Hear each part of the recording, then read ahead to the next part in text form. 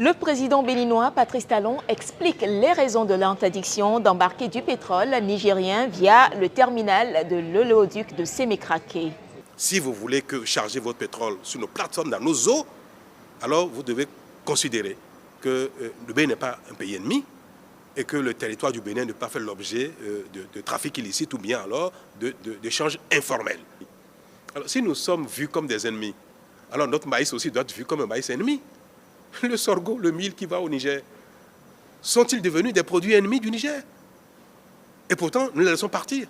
On ne peut pas nous voir comme des ennemis et vouloir de nos biens, de nos efforts, de notre collaboration, autrement que dans l'adversité également. Ce n'est pas que nous avons refusé de mettre à contribution notre territoire, notre administration, nos moyens pour les échanges entre le Niger et le Bénin. Nous disons que cela doit se faire de manière formelle. C'est tout. Si demain, les autorités nigériennes décident de collaborer avec le Bénin de manière formelle, les bateaux viendront charger. Mais pas dans un environnement d'informel et d'adversité qui ne se justifie point.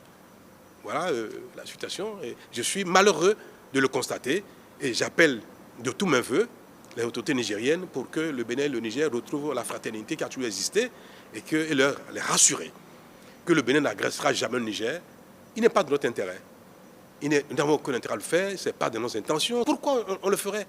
Pourquoi le Bénin serait un pays ennemi, adversaire du Niger? Pourquoi les autorités béninoises seraient des adversaires des autorités nigériennes? Il n'y a pas de raison pour cela. Patrice Talon a également posé ses conditions pour la levée de l'interdiction. Il suffit que les autorités nigériennes le veuillent. S'ils le veulent ce soir, ce sera le cas. Nous disons, mais bien sûr, on ne peut pas dire que les échanges avec le Bénin sont interdits, que le Niger ne veut aucun échange avec le Bénin et demander que les bateaux pour le Niger viennent accoster dans nos eaux. Nous n'avons pas de conditions. Nous sommes ouverts, nous le voulons bien, ça dépend d'eux. C'est eux qui refusent, ce n'est pas le Bénin qui refuse. Ils refusent que le Bénin et le Niger échangent.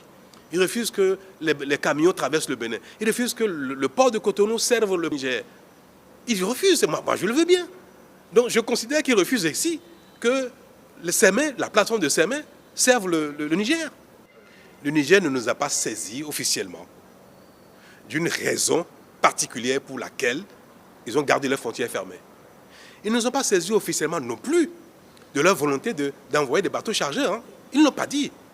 Ce sont des entreprises chinoises qui nous informent des intentions des autorités nigériennes.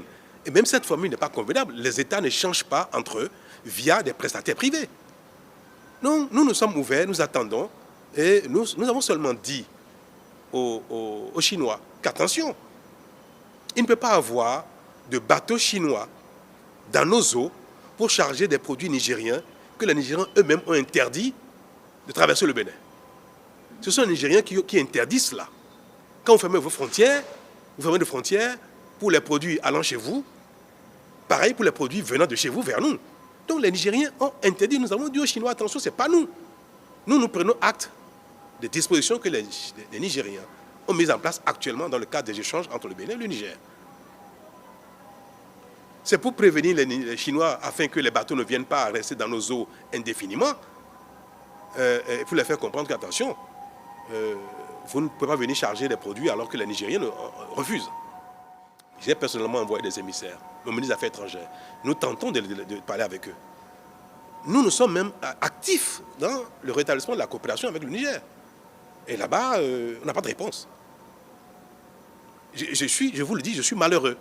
Les relations entre le Bénin et le Niger sont tendues. Suite au coup d'État qui a renversé le président Mohamed Bazoum, le Bénin s'est aligné sur la position de la CEDEAO, Communauté économique des États de l'Afrique de l'Ouest, en appelant au rétablissement de l'ordre constitutionnel au Niger. Dans un premier temps, Patrice Talon a même exprimé son soutien à une intervention militaire de la CEDEAO pour renverser les putschistes. Mais sa position a changé depuis. Il y a un temps pour condamner, un temps pour souhaiter un rétablissement de l'ordre constitutionnel, mais aussi un temps pour prendre acte. Donc le Bénin a été l'un des tout premiers. J'ai plaidé pour que les sanctions soient levées et que la situation au Niger revienne à la normale. C'est le cas.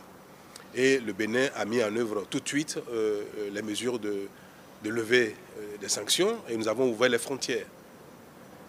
Il est malheureux de constater que depuis, ce n'est pas le cas du côté des autorités nigériennes. Tout le monde a pu voir et observer que bien que les frontières soient fermées, le Bénin permet que les biens de consommation, notamment les denrées agricoles, aillent au Niger.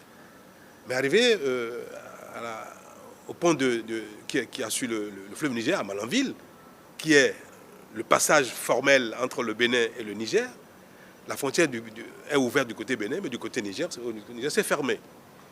Alors, le bord du fleuve est devenu le champ de trafic d'échange de biens et des